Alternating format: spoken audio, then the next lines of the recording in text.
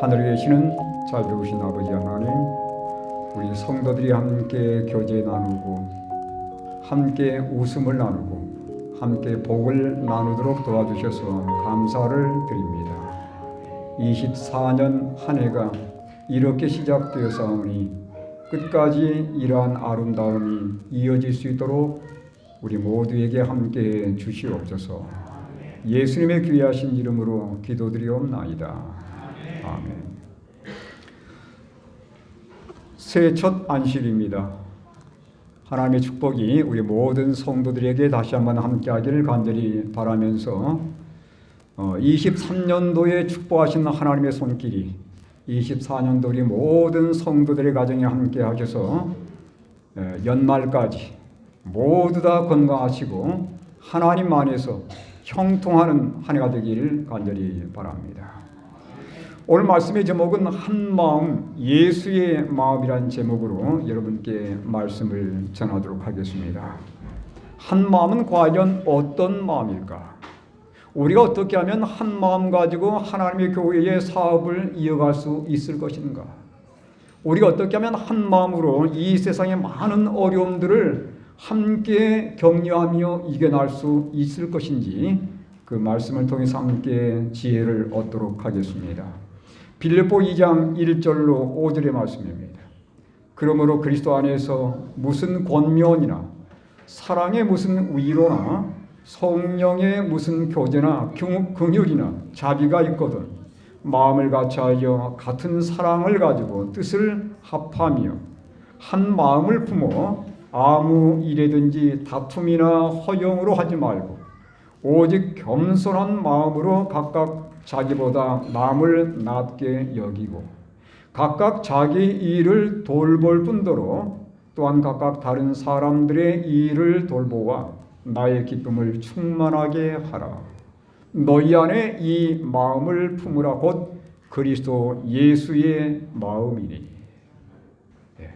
여러분, 이 마음이란 단어가 오늘 이 말씀 가운데 계속해서 반복적으로 등장하는 것을 볼 수 있습니다.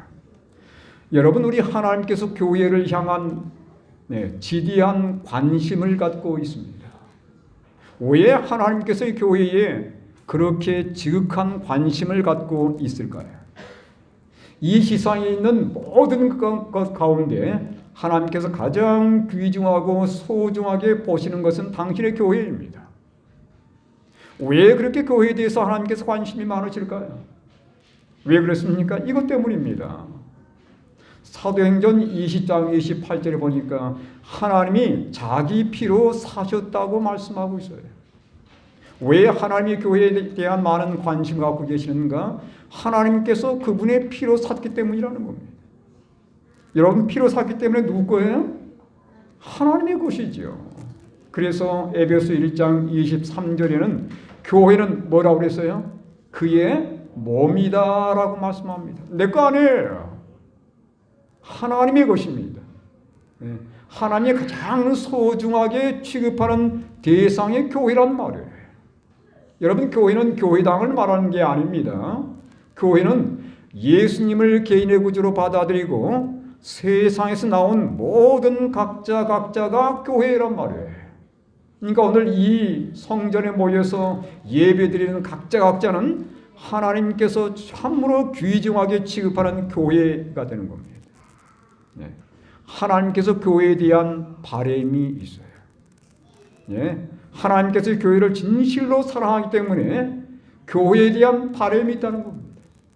여러분, 우리가 우리 자녀를 낳아 키우면서 우리 자녀들에 대한 바람이 있습니까? 아무렇게 크면 되겠어요?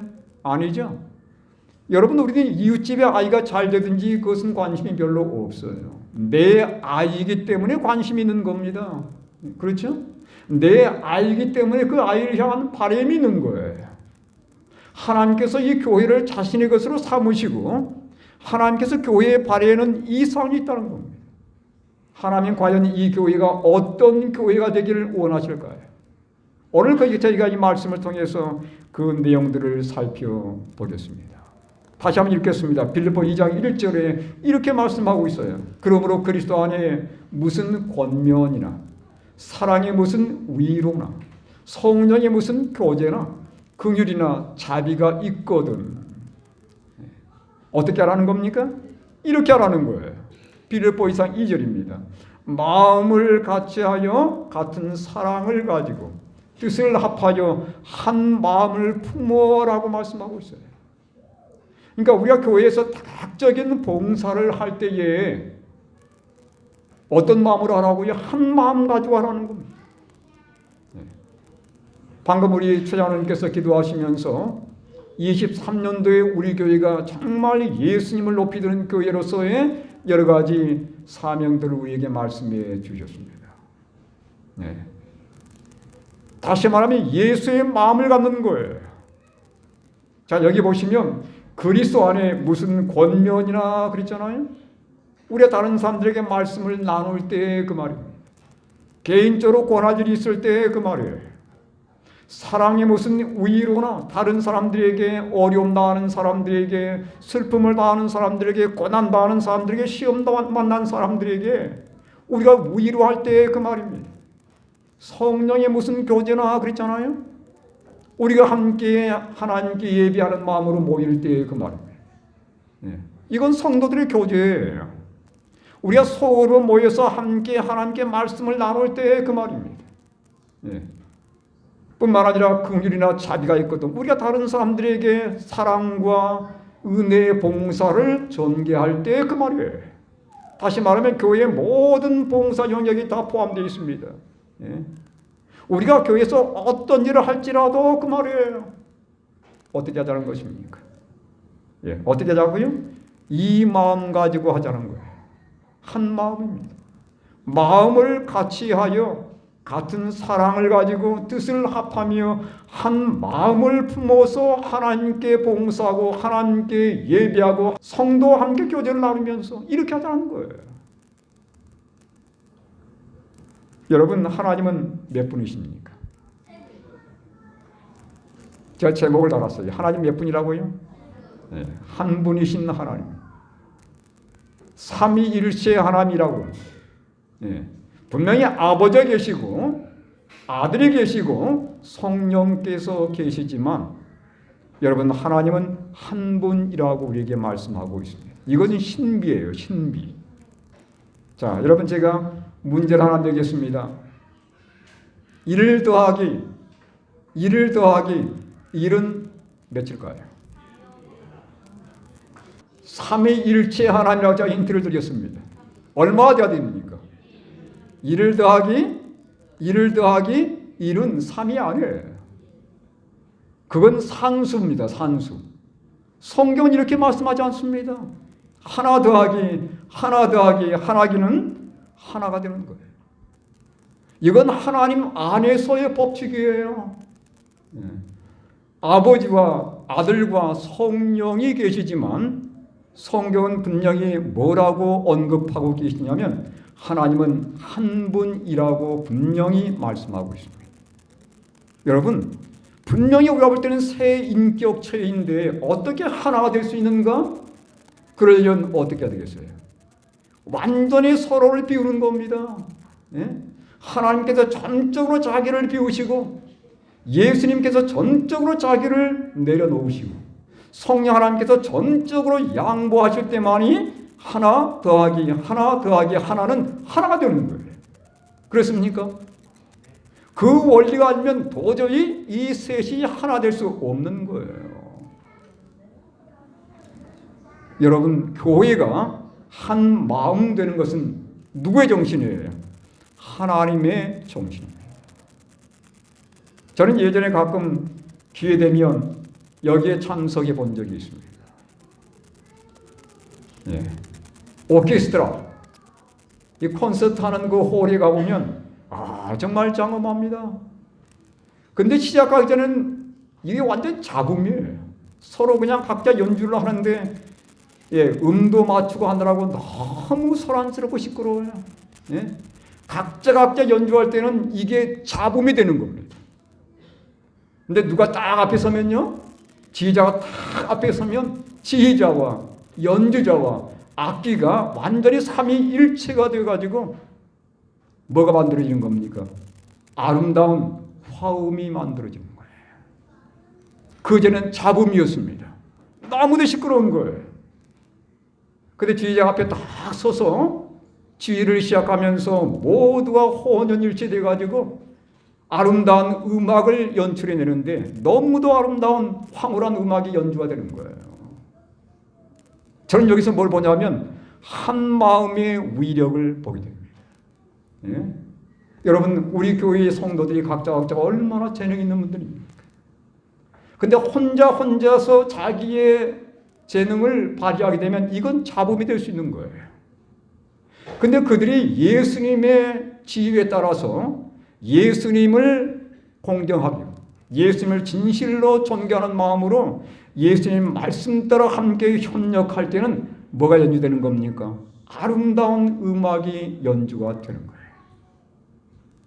24년도에 하나님께서 우리 교회에 바라시는 것이 바로 이겁니다. 우리 모두 함께 다 재능을 합치고 우리의 마음을 하나로 합쳐가지고 지휘자 되시는 예수님을 중심으로 해서 한 목소리를 내게 될 때에 우리 안에 진정한 사랑이 있을 것이고 서로의 위로를 얻게 될 것이고 이 어렵고 힘든 세상에서 함께 믿음으로 헤쳐나올 수 있는 용기를 갖게 될 것입니다. 여러분 그렇게 되기를 바라십니까? 네.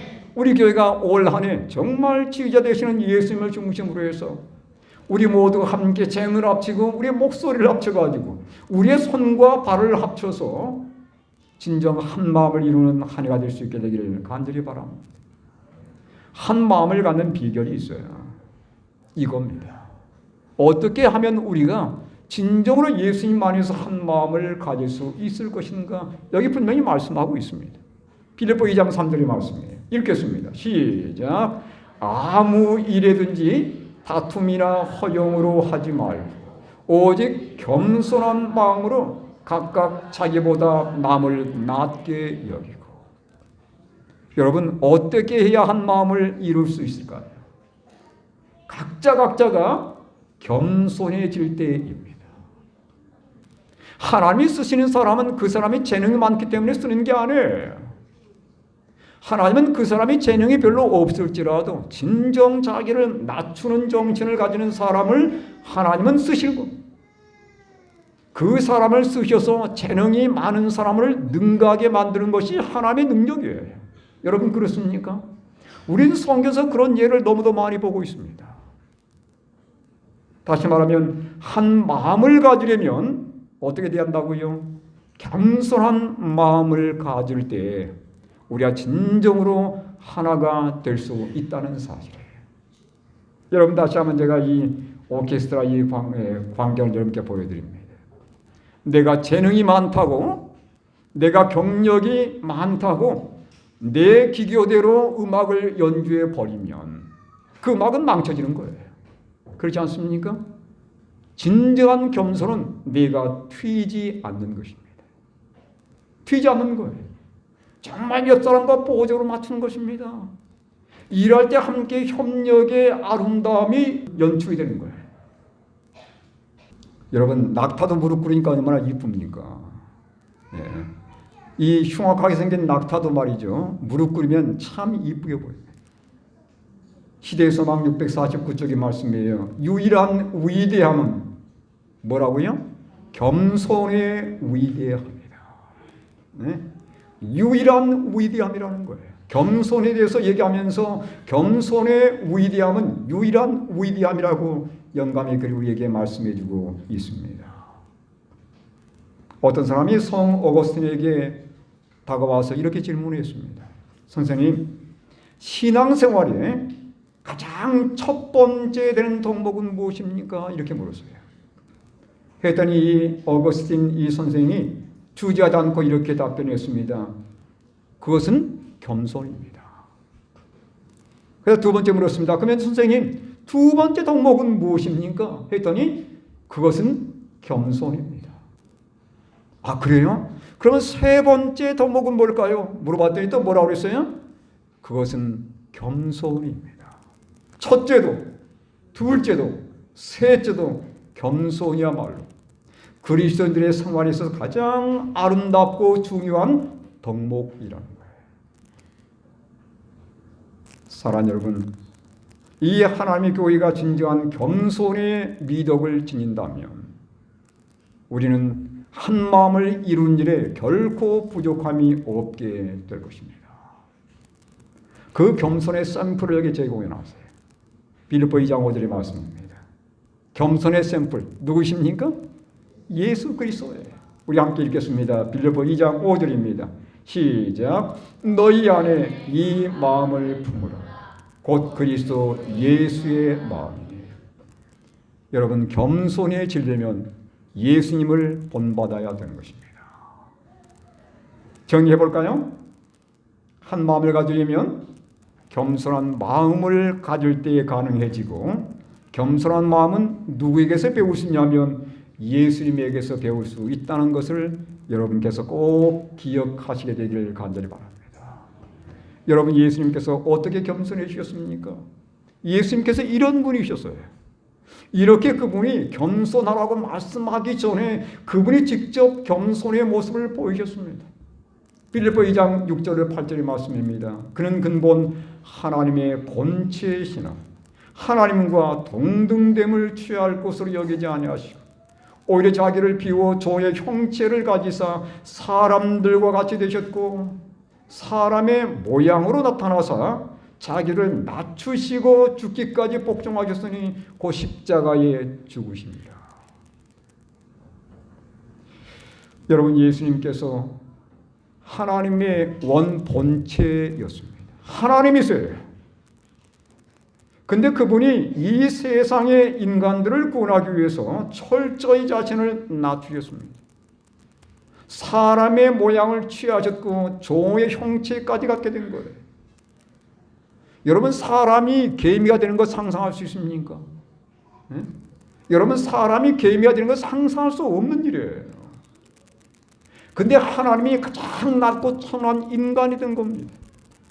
그래서 죄 많은 인간처럼 된 거예요. 나를 구원하기 위한 하나님의 섭리였습니다. 그로 끝난 게 아닙니다. 그분께서 죽기까지 복종했다는 사실이에요. 여러분, 그분이 땅에 태어나신 그 베들레헴의 마구간에서 십자가에 달리신 그 순간까지 그분의 삶의 전체의 내용은 이거였습니다. 자기를 철저히 비우시고 자기를 철저히 낮추신 거예요. 그래서 예수님께서 우리 인간의 참된 겸손이 무엇인지를 우리에게 보여주신 겁니다. 우리 각자가 예수님의 이 삶을 묵상하면서 우리가 진정 겸손의 길을 걸어간다면 이 하나님의 교회의 한 마음이 정말 빠른 시간 내에 성취가 될 것입니다. 그래서 이 교회가 추구하는 모든 것들이 아주 빠른 시일 내에 이루어지게 될 것이에요. 저는 24년 한 해가 진정 우리 성도들의 삶에서 한 마음이 되는 그런 경험이 있어지기를 간절히 바랍니다. 그리고 예수님의 그 아름다운 삶에서 이 겸손을 배워야 된다는 사실. 여러분, 겸손으로 끝나지 않아요. 겸손에는 반드시 보상이 있습니다. 여기 잠언 18장 12절 읽겠습니다. 시작. 사람의 마음의 교만은 멸망의 선봉이요 겸손은 존귀의 길잡이니. 겸손은 반드시 보상이 있습니다. 네. 그 다음 말씀입니다. 잠언 29장 29절 23절 잠언 29장 23절을 읽겠습니다. 시작. 사람이 교만하면 낮아지게 되겠고 마음이 겸손하면 영예를 얻으리라. 겸손에는 반드시 보상이 있다는 것 여러분 잊지 않게 되기를 바랍니다. 예수님께서 철저히 자신을 낮추시고 마구간의 아이로 태어나셨고 그분이 매 순간순간 자기를 비워서 십자가에 죽기까지 복종하신 그 놀라운 생애를 사신 결과로 어떤 영예를 얻으셨습니까? 이런 놀라운 영예를 얻으셨습니다. 빌립보 2장 9절과 11절의 말씀이에요. 이름으로 하나님이 그를 지극히 높여 모든 이름 위에 뛰어난 이름을 위사 하늘에 있는 자들과 땅에 있는 자들과 땅 아래에 있는 자들로 모든 무릎을 예수의 이름에 꿇게 하시고 모든 입으로 예수 그리스도를 주라 시인하여 하나님 아버지께 영광을 돌리게 하셨느니라. 여러분, 겸손에는 반드시 영광이 따르게 되어 있습니다. 우리 예수님께서 그 영광을 얻으신 거예요. 온 우주의 왕으로서 영광을 예수님께서 얻으셨습니다. 겸손의 결과예요. 사랑하는 여러분, 겸손에는 반드시 보상이 있다는 사실을 잊지 않게 되기를 간절히 바랍니다. 네? 예수님께서 영예를 얻으신 것처럼 겸손한 그 사람에게는 반드시 영예의 보상이 있다는 것을 여러분 꼭 기억하시게 되기를 간절히 바랍니다. 예수님께서 우리를 위한 마지막 남기신 기도가 있어요. 금께서 제자들을 위한 마지막 기도였습니다. 그 기도의 핵심이 뭐냐면 이 내용이었어요. 요한복음 17장 11절의 말씀입니다. 함께 읽겠습니다. 시작. 나는 세상에 더 있지 아니하오나 그들은 세상에 있사옵고 나는 아버지께로 가옵나니 거룩하신 아버지여 내게 주신 아버지의 이름으로 그들을 보존하사 우리와 같이 그들도 하나가 되게 하옵소서. 이게 예수님의 바람이에요. 예수님은 이 하나님의 피로 사신 교회가 뭐가 되기 원한다고요? 한 마음 되기를 원하는 것입니다. 한 마음 되려면 어떻게 된다고요? 어떻게 된다고 했습니까? 한 마음 되려면 겸손한 마음을 가질 때, 각자가 겸손한 마음을 가질 때 한 마음이 될 수 있는데 그 겸손에 대한 샘플은 누구에게 있냐면 예수님에게 있다는 것을 제가 말씀을 드렸습니다. 예수님께서 자신을 철저히 비우시고 낮추신 결과 온 우주의 영광을 얻으신 것처럼 우리가 예수님의 이 아름다운 삶을 따라간다면 우리가 진정한 겸손의 삶이 무엇인지를 우리는 경험하게 될 것이고 우리 교회가 진정한 마음으로 이 세상에서 우뚝 서는 교회가 분명히 될 것입니다. 여러분 이게 뭔지 아십니까? 무슨 책 같아요? 예, 얼른 감이 안 오시죠? 옛날에는 이 책이 있어야 전화를 했었습니다. 전화번호부예요, 전화번호부. 예, 우리 집에 가장 두꺼운 책은 언제나 전화번호부였습니다. 얼마나 두꺼웠습니까? 노란 책으로 돼가지고 말이죠. 그런데 실험을 했어요. 이 전화번호부 그 두꺼운 책, 예, 두 책을 한 장씩 맞물려 놓았어요. 예.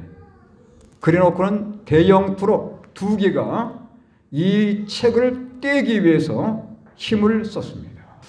가능했을까요? 가능하지 않았다는 겁니다. 예. 여러분 한 장 한 장 찢기는 너무 쉬워요. 그렇죠? 근데 이 두 책을 매 페이지를 이렇게 맞물려 가지고 합쳐 놓았더니 대형 트럭 두 개로도 결코 뗄 수 없더라는 거예요. 이게 협력의 묘미입니다. 이게 바로 협동의 능력이에요. 하나님은 교회가 그렇게 되기를 원하는 겁니다.